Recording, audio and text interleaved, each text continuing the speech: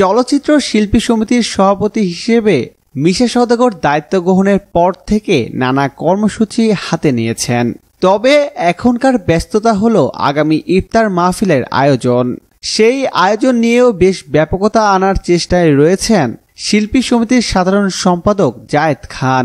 এফডিসির অন্তর্মহলের শিল্পী সমিতির অফিসটাও তাই এখন শিল্পীদের আনাগোনা বেড়েছে।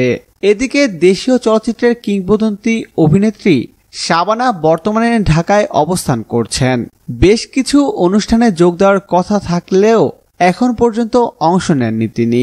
পাশাপাশি জাতীয় চলচ্চিত্র পুরস্কার প্রদান অনুষ্ঠানে আজীবন সম্মাননা নিতে যাবেন কিনা তা নিয়েও স্পষ্ট কিছু জানা যায়নি। তবে গতকাল মিশা সওদাগর ছুটে গিয়েছিলেন চিত্রনায়িকা শাবানার বাসায়।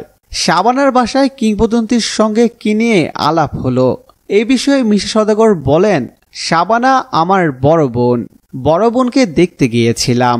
আশীর্বাদ চাওয়াটাই ছিল সবচেয়ে বড় বিষয়।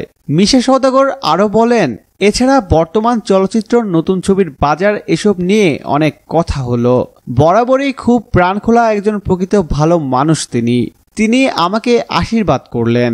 দারুণ এক সন্ধ্যা কাটালাম তার সঙ্গে। তিনি একবার হলেও শিল্পী সমিতির অফিস ঘুরে যাবেন বলে কথা দিয়েছেন।